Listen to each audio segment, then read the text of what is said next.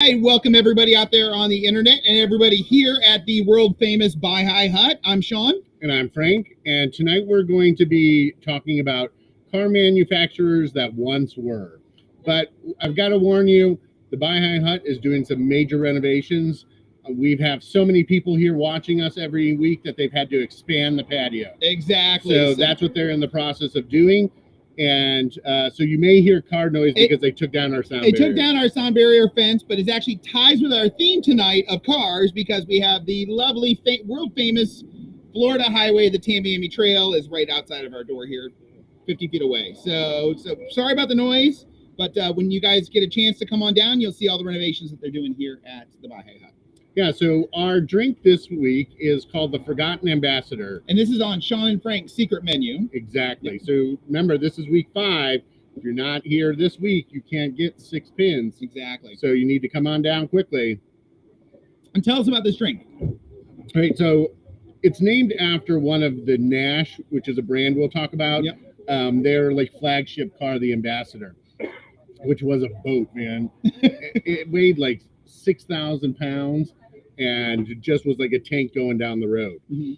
So that's who we'll start with tonight is Nash, and they're from Kenosha, Wisconsin, and they were started in 1916, and they stay Nash until 1937 when they create a joint company with Calvinator. Calvinator. Yeah, the guys that do refrigerators. Exactly. Okay. A refrigerator company. So a refrigerator company. Now, that's kind of interesting because one of the biggest things they added to the car industry was heating and air conditioning. Air conditioning. So they took that technology of the day from using their appliances and refrigerators and put it into our cars. Exactly. So they were Nash Calvinator from 1937 to 1954. And then they're going to join with Hudson and create the American Motor Company, which we'll get to in a little bit. But the man who starts this is Charles Nash, and early on he really is about acquiring other little car companies to kind of get the factory space he needs, to get the different parts manufactured and all of that, and he's going to take over a bunch of little independents. Now at this time there still were 3 major car companies, right? The big 3. Well, not in the 20s, not in the and 20s. All of them were kind of General Motors is starting to grow. Ford is its own entity, and he's selling tons and tons of Model Ts. So he's making big bucks there.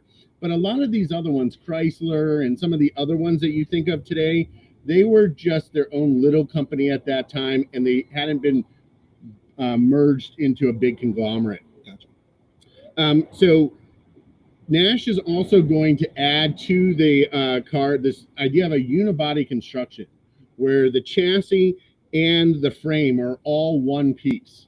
It added better protection, and they were able to then stamp those in the factories, and probably saved on time too in making it. Right. Then they also added seatbelts in the 1950s, and they were the first one to look at the idea of a compact car. And their compact car was called the Metropolitan. And it reminds me of a little clown car.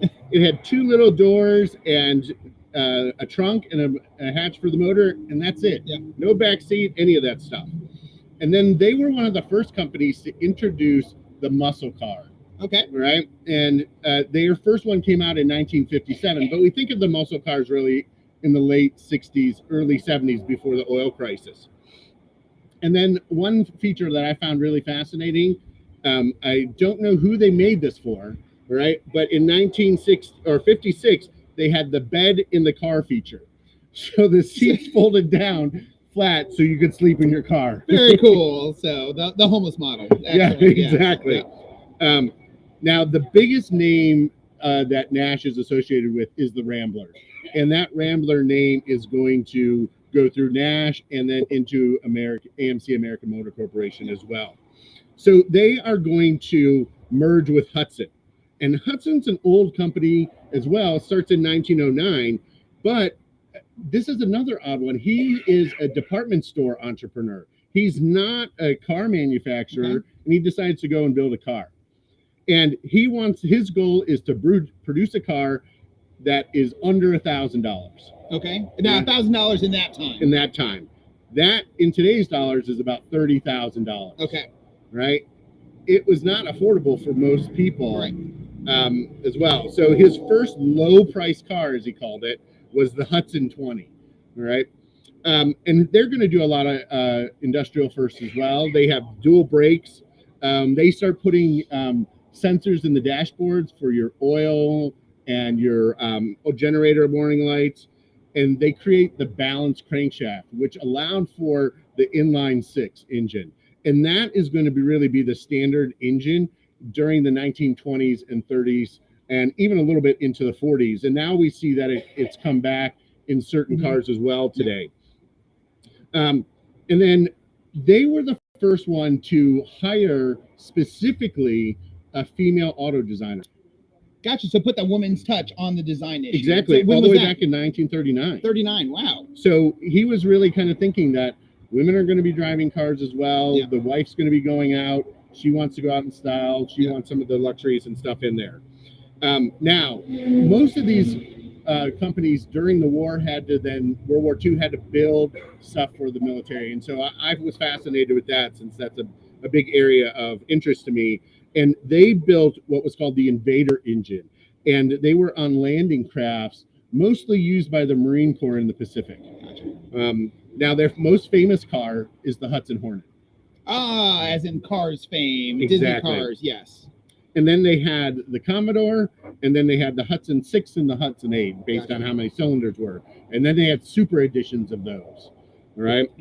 Now, they also had a separate little off-brand called the Essex. It starts as Essex. It's going to be then the Essex Terraplane, and then it's going to be the Terraplane. And their spokesperson for that was Amelia Earhart. Ah.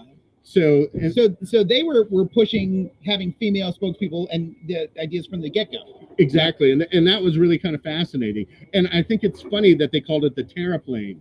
So the land plane, when she's flying in the airplanes. Now, these two companies merged in 1956 and create the American Motor Company. And that was my first car, was an AMC Spirit. And it was the 1980s, towards the end of their production. But we're going to see that when they take over, when these two companies merge, they're going to just do a straight stock transfer. So if you had Hudson shares, for every 3 Hudson shares, you got 1 share in AMC, and then Nash was 1-to-1. Gotcha. This created the 4th largest auto company. Okay. Right. So this is when, after World War II, this is when we have the big 3, right? Ford, General Motors, and Chrysler. Yeah. And these other companies were much smaller, and they had to really kind of work together to be able to compete. And that's where we see them joining together, and AMC is joined by those two. Yeah. And at the same time, there were talks that Studebaker and Packard would join with them as well to create a company roughly the size of one of the big 3, so it really could compete. Gotcha. That deal fell through and never really happened. Now, Studebaker and Packard did end up going together, but just not joining with them. Correct. Now, what's really interesting about AMC is the strategy that they used during the 50s and 60s was called the dinosaur fighter strategy. Okay. So what they did is they focused on compact cars with fuel-efficient engines. So they were looking at green before anybody even knew what green was. Right.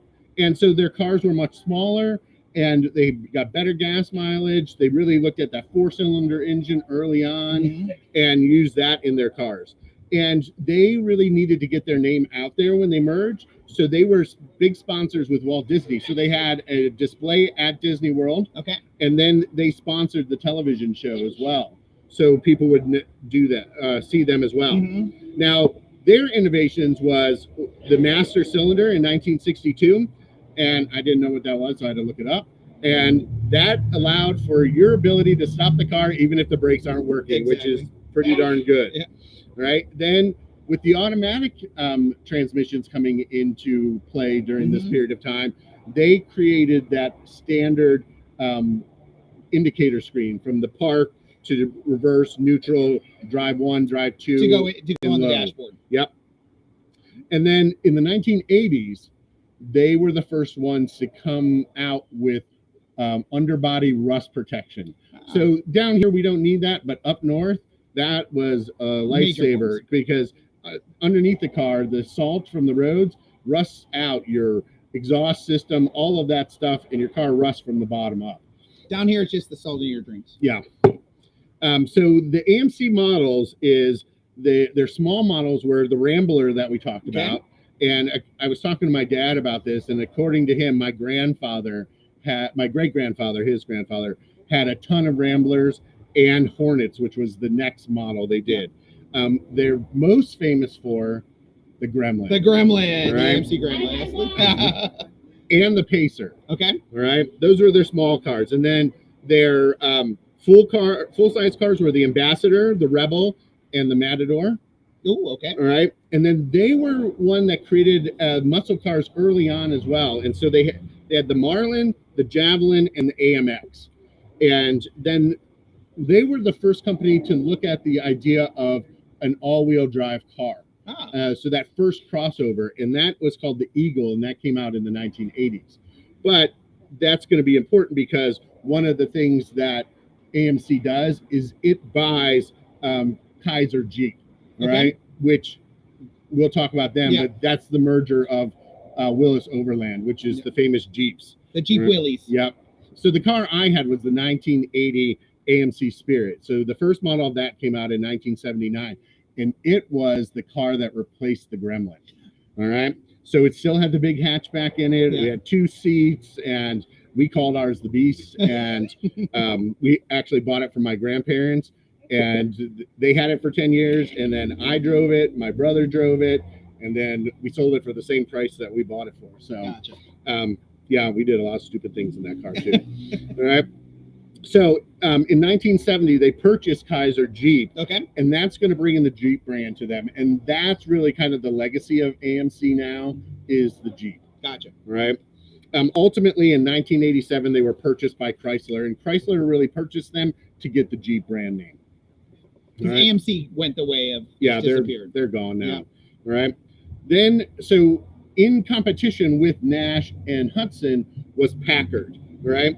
And so early on, they started in 1899, and up until World War II, they wanted to create the preeminent luxury car.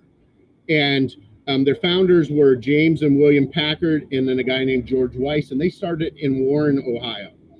And there were the cars, they called them the 3 Ps: Pierce Arrow, Peerless, and Packard. And those were the 3 luxury brands of the day. Yeah, and if you had one of those, you were in the top tier of society.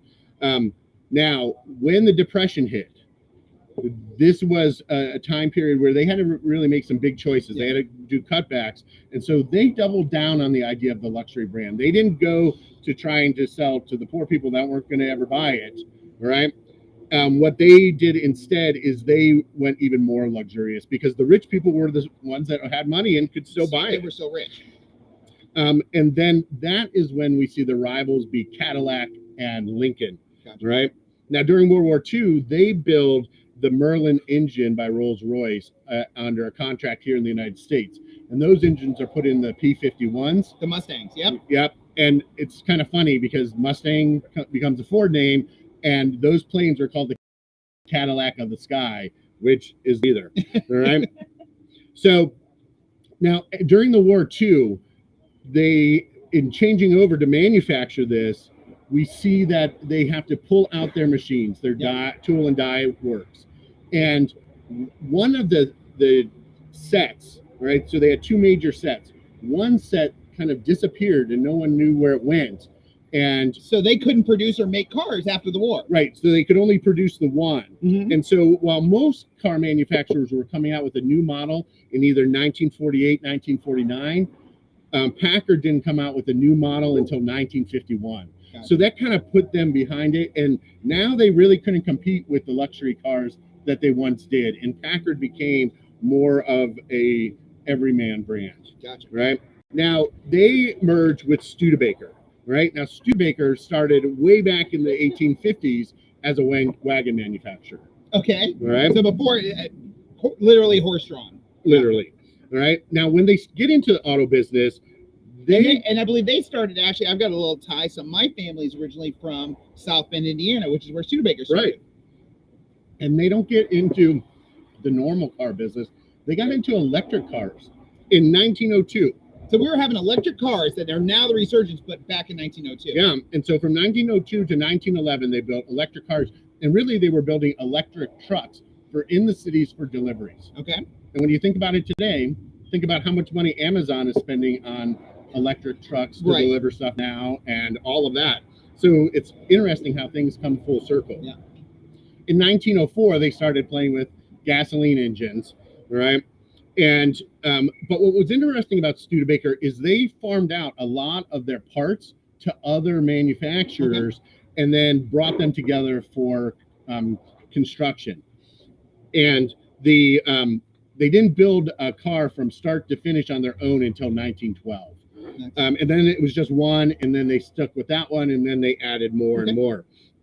And they wanted to have the reputation of being a quality car, having durability and reliability. And I think that's what they built. They were strong, sturdy cars. Now, one of the things that they bring to the table is they create the first proving grounds for automobiles.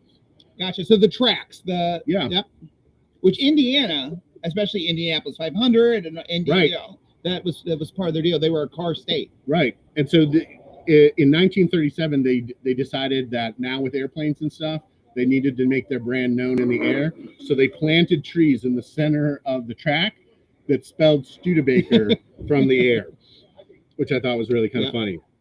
Now, during the Depression, their sales took a huge nosedive. And the CEO of the company, Albert Erskine, he decided that he was going to push out large dividends to the shareholders in 1930 and 1931. He acquired another car manufacturer in 1933, which eventually put them in debt $6 million, which in today's dollars is about $125 million. Oh. And so on July 1st, 1933, he committed suicide instead of having to deal with this and passed the whole problem on to his successors. Yeah. Now, during World War II, what they build is a tracked vehicle called the Weasel that was used for landing craft as well. Mm-hmm. And then they built the standard six-wheel truck. Right?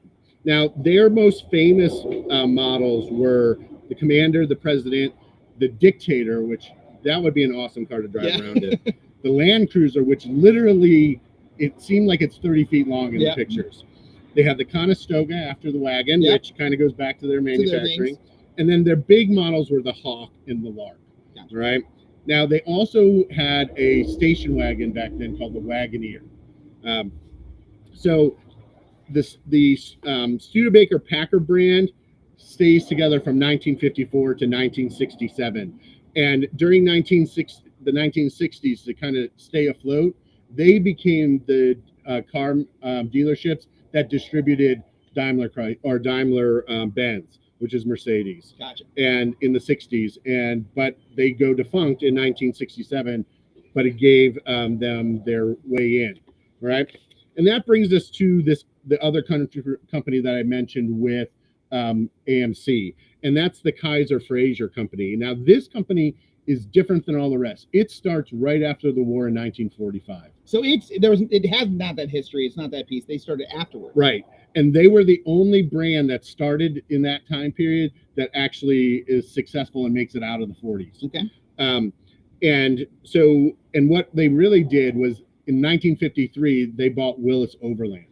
All right. And Willis Overland is famous for the Jeep Willie. Yeah. And once they got a hold of that is when they really kind of started focusing in on making the modern SUV. Gotcha. Right. Now, they had a car that I thought was really awesome called the Vagabond. And it had this hatchback on a big two-door car where basically the back roof opens up and then the trunk opens up and you can make it into like a bed of like a truck bed. Yeah. So it was really quite fascinating. And the advertising, I love 1950s and 60s advertising because they show you how to do these things. Right. And they have a family packing to go camping and just the amount of stuff that they're pushing into that car, right? Now they had their Custom and Deluxe were their first models, and then they had the Virginian, the Carolina, and the Manhattan. Now they have the Vagabond, which was their hatchback, and they are the first manufacturer to build a fiberglass body car. Oh, even before Corvette. Even before Corvette. They beat them by a month putting it on the showroom floors, and that was called the Darren. Okay. Right? Now, when they purchased Willis Overland, Willis Overland was created in 1908. And between 1912 and 1918, they were the second largest car manufacturer in the country after Ford, right? And then, but they become most famous for the Jeep during World War II. Right. And they build almost 360,000 of them during that time. And it's not just Willis that's making it. Ford got the license to do it, and another car manufacturer just because they needed those. so many of them. They just were making them left and right. The popularity of that vehicle after the war, they just focused on Jeep and Jeep-based products. So they had this little like car one called the Jeepster, and then they started their CJ series, which stands for Civilian Jeep. Oh, okay. And so they had the CJ2, 3A, 3B, and then the CJ5. And then later years came the CJ7. There were others that were more common. But those were once they were with American Motor Corporation or with Chrysler. So as we look at those manufacturers, that was just a small group of them that I found. There are over, I think, 60 defunct brands that you can go, major brands. But it's amazing the impact that they had on the history of automotive and the innovations that we have today. Yeah, and so much got shared between each automaker. They would design it and they would build it, and then they would kind of have the patent on it for a little bit. Yeah. And then either the stuff got purchased, like a lot of the for Packard and Studebaker, a lot of their automatic transmissions were bought from Chrysler. So they weren't making those on their own. They were buying it from someone else. Excellent. Yeah. So, well, great lesson tonight. So thank you guys for tuning in. Thank you guys for here. Hopefully you learned a little something interesting. So we're actually going to continue on here at the Bahia Hut. We do our trivia in the tropics. So we're going to have a trivia contest after this for our guys here. For those of you who haven't been here, we do this every Monday night. So come on out, 7 o'clock on Monday nights. And if you come on out, make sure and ask for the drink of the night. Yeah. Exactly. So tonight's drink, the Forgotten Ambassador. Forgotten Ambassador. So thank you guys very much, and we'll see you next week.